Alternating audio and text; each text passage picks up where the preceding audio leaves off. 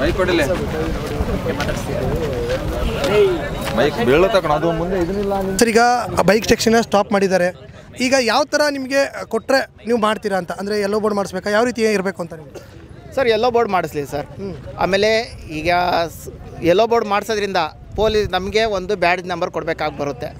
ಅದಾದಮೇಲೆ ನಮಗೆ ಟಾಪು ಅಂದರೆ ಪಿಂಕ್ ಕಲರು ಇಲ್ಲಾಂದರೆ ಹಳದಿ ಕಲರ್ ಟಾಪ್ ಹಾಕೊಂಡು ಓಡಿಸೋ ಥರ ಎಲ್ಲೋ ಬೋರ್ಡಿಗೆ ಪರ್ಮಿಷನ್ ಕೊಡಲಿ. ಆಮೇಲೆ RTO ಕಡೆಯಿಂದ ನಮಗೆ ಬ್ಯಾಡ್ಜ್ ಕೊಡಲಿ, ನಾವು ಬೈಕ್ ಟ್ಯಾಕ್ಸಿ ಓಡಿಸೋರಿಗೆ ಬ್ಯಾಡ್ಜ್ ನಂಬರು, ಜೊತೆಗೆ ಪೊಲೀಸ್ ವೆರಿಫಿಕೇಷನ್ ಸರ್ಟಿಫಿಕೇಟು. ಇದಿಷ್ಟು ಕೊಟ್ಟರೆ ಈಗ ನೋಡಿ DL ಮಾಡಿಸೋದ್ರಿಂದ ಏನಾಗುತ್ತೆ, ಸರ್ಕಾರಕ್ಕೆ ಆದಾಯ. RTO ಕಡೆಯಿಂದ DL ಮಾಡಿಸಿದ್ರೆ ಸರ್ಕಾರಕ್ಕೆ ಆದಾಯ. ಎಲ್ಲೋ ಬೋರ್ಡ್ ಮಾಡಿಸೋದ್ರಿಂದ ಪ್ರತಿ ವರ್ಷ ಇನ್ಶೂರೆನ್ಸ್ ಕಟ್ತೀವಿ. ಆಮೇಲೆ ಪ್ರತಿ ರೈಡ್ಗೂ GST ಅಂತ ಪೇ ಮಾಡಿ ಒಂದು ವರ್ಷಕ್ಕೆ ಏನಿಲ್ಲ 160ರಿಂದ 170 ಕೋಟಿ, ಅದು ಬರೀ ರೈಡಲ್ಲಿ. ಅದು ಬಿಟ್ಟರೆ RTOದಲ್ಲಿ ಅದೇ ನಾವು ಏನು ಎಲ್ಲೋ ಬೋರ್ಡ್ ಇದು ಲೈಸೆನ್ಸ್ ತೊಗೊಳ್ತೀವಿ ಒಂದು, ಆಮೇಲೆ ಬ್ಯಾಡ್ಜ್ ಮಾಡಿಸೋದ್ರ ಒಂದು, ಪರ್ಮಿಷನ್ದೊಂದು, ಇವೆಲ್ಲದ್ರಿಂದ ಸರ್ಕಾರಕ್ಕೆ ಆದಾಯ ಇದೆ ಸರ್. ಇವೆಲ್ಲ ಆಮೇಲೆ ಎಲ್ಲೋ ಜಾಕೆಟ್ ಅಂದಾಗ ಅದ್ರದ್ದು ಅದಕ್ಕೆ ಏನು ಪೇ ಮಾಡಬೇಕಾಗುತ್ತೆ ಅದೆಲ್ಲ RTO ಇಂದನೇ ಪ್ರೊವೈಡ್ ಮಾಡಲಿ ಸರ್. ಮಾಡ್ತೀವಿ ಅಂದಾಗ ಅವರೇ ಪ್ರೊವೈಡ್ ಮಾಡಲಿ, ಅದಕ್ಕೆ ಪೇ ಮಾಡ್ತೀವಿ ನಾವು. ಇನ್ನೊಂದು ನೀವು ಹೇಳೋ ಪ್ರಕಾರ ಯಾವ ರೀತಿ ಅಂದರೆ, ಈಗ ಒಬ್ಬ ಯಾರಾದರೂ ರೈಡರ್ ಬಂದರೆ ಇವ್ನು ಬೈಕ್ ಟ್ಯಾಕ್ಸಿ ಮಾಡ್ತಾನೆ ಅಂತ ಎಲ್ರಿಗೂ ಗೊತ್ತಾಗಬೇಕು. ಹೌದು, ಗೊತ್ತಾಗಬೇಕು ಸರ್. ಈಗ ಆಟೋ ಬಂದರೆ ಅವ್ರು ಕಾಕಿ ಡ್ರೆಸ್ ಹಾಕಿರ್ತಾರೆ, ಕ್ಯಾಬ್ ಅವ್ರು ಬಂದರೆ ವೈಟ್ ಆ್ಯಂಡ್ ವೈಟ್ ಹಾಕಿರ್ತಾರೆ. ಅದೇ ರೀತಿ ನಮಗೂ ಅಷ್ಟೇ, ಪಿಂಕ್ ಇಲ್ಲಾಂದರೆ ಹಳದಿ ಕಲರ್ ಟಾಪ್ ಕೊಡಲಿ, ನಮಗೆ ಬೈಕ್ ಅವರೇ ಚೂಸ್ ಮಾಡಲಿ. ಇಂಥ ಬೈಕಲ್ಲೇ ಮಾಡಬೇಕಪ್ಪ ನೀವು, ಇದು ಬೈಕ್ ಟ್ಯಾಕ್ಸಿನ ಬೇರೆ ಯಾವುದ್ರಲ್ಲೂ ಬೇಡ ಅಂದರೆ ಮಾಡೋದಕ್ಕೆ ನಾವು ರೆಡಿ ಇದ್ದೀವಿ ಸರ್. ಎಲ್ಲ ಥರನೂ ಮಾಡ್ತೀವಿ. ಪೊಲೀಸ್ ವೆರಿಫಿಕೇಷನ್ಗಳು ಅದೇನಿದೆ ಮಾಡಿಸ್ತಂತ ಸರ್. ಓಕೆ.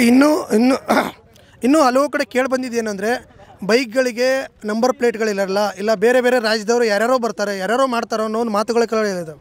ಹಂಗಾರೆ ಕರ್ನಾಟಕ ರಾಜ್ಯದಲ್ಲಿ ಅದು ಇರೋದು ಅವರೇ ರೂಲ್ ಮಾಡಿ ಅಂತ ಅದನ್ನೆಲ್ವ ಸರ್ ಕೇಳ್ತಾರೆ. ನಿಯಮ ಮಾಡಿ ಕರ್ನಾಟಕದಲ್ಲಿ ಯಾವುದು ಕರ್ನಾಟಕದ ನಂಬರ್ ಪ್ಲೇಟೇ ಇರಬೇಕು, ಯಾವುದು ಇರಬೇಕು, ಎಲ್ಲೋ ಬೋರ್ಡ್ ಇರಬೇಕು. ಎಲ್ಲೋ ಬೋರ್ಡ್ ಇರಬೇಕಾದ್ರೆ ಆ ವ್ಯಕ್ತಿ ಎಲ್ಲೋ ಬೋರ್ಡ್ ತಗೋಬೇಕಾದ್ರೆ ಬ್ಯಾಡ್ಜ್ ಇರಬೇಕು, ಬ್ಯಾಡ್ಜ್ ಜೊತೆಗೆ ಪೊಲೀಸ್ ವೆರಿಫಿಕೇಷನ್ದು ಇರಬೇಕು. ಇವೆಲ್ಲ ನಿಯಮಗಳನ್ನ ತಗೊಬನ್ನಿ, ಆವಾಗ ಇದರಿಂದ ಸರ್ಕಾರಕ್ಕೂ ಆದಾಯ, ಆಮೇಲೆ ಹೊರ ರಾಜ್ಯದಿಂದ ಬಂದು ಮಾಡೋ ಅಂಥವ್ರು ಕಡಿಮೆ ಆಗ್ತಾರೆ. ಆವಾಗ ನಮ್ಮ ಕನ್ನಡಿಗರಿಗೆ ಹೆಚ್ಚು ಕೆಲಸ ಸಿಗುತ್ತೆ. ಈಗ ನೀವು ಹೇಳ್ತಾ ಇರೋದು ನಮ್ಮ ಹೊಟ್ಟೆ ಮೇಲೆ ಹೊಡಿಬೇಡಿ ಅಥವಾ ನಮಗೆ ಮಾಡಿಕೊಡಿ, ನಮಗೂ ಕೂಡ ಬದುಕಿದೆ ಅನ್ನೋ ಒಂದು ಮಾತನ್ನು ಹೇಳ್ತಾ ಇದ್ದೀರಾ. ಹೌದು. ಬಟ್ ಕೆಲವರ ಮಾತು ಏನಂದರೆ, ಬೇರೆಯವ್ರ ಬದುಕಿನ ಮೇಲೆ ಅಥವಾ ಬೇರೆಯವ್ರ ಹೊಟ್ಟೆ ಮೇಲೆ ಏನೇ ಕುಡಿತೀರಾ ಅಂತ ಕೇಳ್ತಾರೆ. ಬೇರೆಯವ್ರ ಹೊಟ್ಟೆ ಮೇಲೆ ನಾವು ಇಲ್ಲಿ ಯಾರೂ ಹೊಡಿತಾ ಇಲ್ಲ ಸರ್. ಈಗ ಬೇರೆ ರಾಜ್ಯದವ್ರು ಬಂದು ಬದುಕಬೇಕು ಅಂದರೆ ಅವರು ಇಲ್ಲಿ ಏನಾಗುತ್ತೆ, ಒಂದು ಬೈಕ್ನ ಇಲ್ಲಿ ಪರ್ಚೇಸ್ ಮಾಡಲೇಬೇಕು, ಇಲ್ಲಿದು DL ಮಾಡಿಸ್ಬೇಕು, ಇಲ್ಲಿ ಇದು ಪರ್ಮಿಟ್ ತಗೋಬೇಕು, ಇಲ್ಲಿ ಪೊಲೀಸ್ ವೆರಿಫಿಕೇಷನ್ ಅಲ್ಲಿದು. ಅವಾಗ ಪೊಲೀಸ್ ವೆರಿಫಿಕೇಷನ್ ಬೇರೆ ಸ್ಟೇಟಿಂದ ಬಂದಾಗ ಆ ಪೊಲೀಸ್ಗಳಿಗೆ ಅಲ್ಲೋಗ್ಬಿಟ್ಟು ಅವ್ರ ವೆರಿಫಿಕೇಷನ್ ಗೊತ್ತಾಗುತ್ತೆ, ಅವರು ಕ್ರಿಮಿನಲ್ ಬ್ರ್ಯಾಕೆಟ್ ಕೊಡಲೇಬೇಡಿ ನೀವು. ಅಂದರೆ ನಿಮ್ಮ ಪ್ರಕಾರ ಏನಂದರೆ ಕನ್ನಡದವ್ರಿಗೆ ಮೊದಲ ಆದ್ಯತೆ, ಕರ್ನಾಟಕದವ್ರಿಗೆ. ಇನ್ನೊಂದು ಈ ಥರ ಮಾಡೋದ್ರಿಂದ ಸ್ವಲ್ಪ ಏನಾದ್ರು ಅಹಿತಕರ ಘಟನೆಗಳು ಸ್ಟಾಪ್ ಆಗುತ್ತೆ ಅಂತ. ಹೌದು ಸರ್, ಖಂಡಿತವಾಗ್ಲೂ. ಈಗ ಹೆಚ್ಚು ಹೇಳೋದಕ್ಕೆ ನೋಡಿದ್ರೆ ಕೆಟ್ಟು ಬೈಕ್ ಟ್ಯಾಕ್ಸಿಯಿಂದ ಕೆಟ್ಟದ್ದು ಮಾಡ್ತಾ ಇರೋರು ಬಂದು ಹೊರ ರಾಜ್ಯದವರೇ, ನಮ್ಮ ಕನ್ನಡಿಗರು ಯಾರೂ ಮಾಡ್ತಿಲ್ಲ. ಆದ್ದರಿಂದ ಕನ್ನಡಿಗರಿಗೆ ನೀವು ಮೊದಲ ಆದ್ಯತೆ ಕೊಡಿ. ಬೇರೆ ರಾಜ್ಯದ ಈಗ ಪೊಲೀಸ್ ವೆರಿಫಿಕೇಷನ್ ಅಂತ ಬಂದಾಗ ನಮ್ಮಲ್ಲಿ ಯಾವ್ದಾದ್ರು ಒಂದು ಕ್ರಿಮಿನಲ್ ಬ್ಯಾಕ್ಗ್ರೌಂಡ್ ಇದೆ ಅಂದರೆ ಕೊಡಲೇಬೇಡಿ ನೀವು, ನಮಗೆ ಪರ್ಮಿಷನ್ ಬೇಡ. ಅವಾಗ ನಮ್ದು ಏನಿದೆ ಅವ್ರ ಜೀವನ ಅವ್ರು ನೋಡ್ಕೊಳ್ತಾರೆ. ಇಲ್ವಾ, ಅವಾಗ ಬೇರೆ ಸ್ಟೇಟಿಂದ ಬಂದವ್ರಿಗೆ ಅವ್ರಿಗೂ ಕ್ರಿಮಿನಲ್ ಬ್ಯಾಕ್ಗ್ರೌಂಡ್ ಇದೆ. ಈಗ ಕೆಲವರು ಅಲ್ಲಿಂದ ಗಡೀಪಾರಾಗಿ ಬಂದುಬಿಟ್ಟಿರ್ತಾರೆ, ಅದು ನಮಗೆ ಗೊತ್ತಿರಲ್ಲ. ಬಟ್ ಅದನ್ನೆಲ್ಲ ವೆರಿಫಿಕೇಷನಲ್ಲಿ ಸಿಕ್ಬೀಳ್ತಾರಲ್ವಾ, ಅವ್ರ ಮೇಲೆ ಒಂದು ಕಣ್ಣು ಇಡ್ಬೋದಲ್ಲ, ಅವ್ರಿಗೆಲ್ಲ ನೀವು ಇಲ್ಲಿ ಪರ್ಮಿಷನ್ನೇ ಕೊಡೋಕ್ಕಾಗಲ್ಲ ಅಲ್ವಾ. ಈ ರೀತಿ ಮಾಡೋದ್ರಿಂದ ಒಂದು ನಿಯಮಗಳನ್ನ ತಗೊಬಂದು ಕೊಟ್ಟರೆ ಇದರಿಂದ ಸರ್ಕಾರಕ್ಕೂ ಆದಾಯ ಇದೆ ಸರ್. ಆಟೋದವರಾಗಲಿ ಇಲ್ಲ ಹೇಳೋದೇನಪ್ಪ ಅಂದರೆ, ನಮ್ಮ ಹೊಟ್ಟೆ ಮೇಲೆ ಹೊಡೆದು ನೀವು ಮಾಡ್ತಿದ್ದೀರಾ ಡ್ಯೂಟಿ ಅಂತ. ಸೊ ಆ ಪ್ರಕಾರ ನೀವು ಅವ್ರ ಸ್ಟ್ಯಾಂಡರ್ಡ್ ಹತ್ರ ಹೋಗಿ ಪಿಕಪ್ ಮಾಡ್ತೀರಾ, ಇಲ್ಲಾಂದರೆ ಹೆಂಗೆ ಅವರು ಹೊಟ್ಟೆ ಮೇಲೆ ಹೊಡಿತಾ ಇದ್ದೀರಾ ಅಂತ ಅವರು ಕ್ಲೈಮ್ ಯಾವ ಥರ ಅಂತಾರೆ? ಅಣ್ಣ, ಯಾರು ಹೊಟ್ಟೆ ಮೇಲೆ ಇಲ್ಲಿ ಯಾರೂ ಹೊಡಿತಾ ಇಲ್ಲ ಅಣ್ಣ. ಈಗ ನಾನು ಸಿಂಪಲ್ ಸಿನಾರಿಯೋ ಹೇಳ್ತೀನಿ, ಕೇಳಿಸ್ಕೊಳ್ಳಿ. ನಾನು ಒಬ್ಬ ಇದ್ದೀನಿ ಅಂದರೆ ಇಲ್ಲಿಂದ ನಾನು 10 ಕಿಲೋಮೀಟ್ರ್ ಹೋಗ್ಬೇಕಾದ್ರೆ 15 ರೂಪಾಯಿ ಕಿಲೋಮೀಟ್ರ್ ಅಂತ ಆಟೋದಲ್ಲಿ ನೋಡೋಕೆ ಹೋದ್ರೆ 150 ರೂಪಾಯಿ ಪೇ ಮಾಡಬೇಕು. ಅದೇ ಬೈಕ್ ಟ್ಯಾಕ್ಸಿ ಅಂತ ಬಂದರೆ ಅಲ್ಲಿ ಒಂದು ನಿಯಮ. ಈಗ ನಮಗೆ ಒಂದು 70 ರೂಪಾಯಿ 80 ರೂಪಾಯಿ ನಾನು ಹೋಗ್ತೀನಿ, ಅಂದರೆ ಅರ್ಧ ಚಾರ್ಜಲ್ಲಿ ನಾನು ಹೋಗ್ತೀನಿ. ಇಲ್ಲಿ ನಾನು ಈಗ ಇಬ್ಬರಿದ್ದಾಗ ನಾನು ಬೈಕಲ್ಲಿ ಹೋಗೋಕ್ಕಾಗಲ್ಲ. ನಾನು ಇಬ್ಬರು ಇರಲಿ 3 ಜನ, ಅವಾಗ ಆಟೋನೇ ಪ್ರಿಫರ್ ಮಾಡಬೇಕು. 4 ಜನ ಇದ್ದಾಗ ಆಟೋ ಹೋಗೋಕ್ಕಾಗಲ್ಲ, ಕಾರ್ನೇ ಪ್ರಿಫರ್ ಮಾಡಬೇಕು. ಇಲ್ಲಿ ಯಾರ ಹೊಟ್ಟೆ ಮೇಲೆ ಯಾರೂ ಹೊಡಿತಾ ಇಲ್ಲ. ಇದು ಒಂದು ಸರ್ಕಲ್ ಆಗಿಬಿಟ್ಟಿದೆ ಇದು. ಯಾಕಂದರೆ ಇವಾಗ ನಾನು ಒಬ್ಬ ಇದ್ದೀನಿ ಅಂದಾಗ ನಾನು ದೊಡ್ಡ ಆಟೋ ತೊಗೊಂಡು ಹೋಗ್ತೀನಿ ಅಂದರೆ ನನಗೆ ಎಕ್ಸ್ಪೆನ್ಸ್ ಜಾಸ್ತಿ. ಈಗ 10 ಕಿಲೋಮೀಟ್ರಿಗೆ 150 ರೂಪಾಯಿ, ಅದೇ 20 ಕಿಲೋಮೀಟ್ರ್ ಅಂದರೆ 300 ರೂಪಾಯಿ. ಅದೇ ಬೈಕ್ ಟ್ಯಾಕ್ಸಿಲಿ ಅದೇ 20 ಕಿಲೋಮೀಟ್ರ್ ಹೋದರೆ ನಾನು 150 ರೂಪಾಯಿ ಹೊರಟೋಗಿರ್ತೀನಿ, ಇಲ್ಲ 120 ರೂಪಾಯಿ ಹೊರಟೋಗ್ತೀನಿ ನಾನು. ಇದರಿಂದ ನಾನು ಅವ್ರ ಹೊಟ್ಟೆ ಮೇಲೆ ಎಲ್ಲಿ ಹೊಡೆಯೋದಕ್ಕಾಗುತ್ತೆ ಸರ್?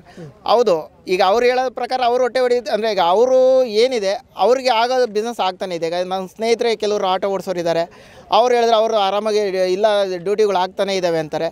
ಮತ್ತು ಅವ್ರಿಗಾಗೋದು ಬೇರೆ ಡ್ರೈವರ್ಗೆ ಯಾಕೆ ಆಗಲ್ಲ ಅನ್ನೋದು ನಂದು ಒಂದು ಪ್ರಶ್ನೆ ಸರ್. ಓಕೆ, ಈಗ ಅವ್ರು ಹೇಳೋದೇನಪ್ಪ ಅಂದರೆ ನಮ್ಮ ಜೀವನ ಬೀದಿಗೆ ಬಂತು ಅಂತಾರೆ. ಲೈಕ್ ಮಾತಾಡ್ತಿದ್ರೆ ಕೆಲವು ಕಡೆ ಅವ್ರು ಹೇಳೋದು ನಮ್ಮ ಲೈಫ್ ಇದಾಯಿತು ಬೈಕ್ ಟ್ಯಾಕ್ಸಿನ ಅಂತ.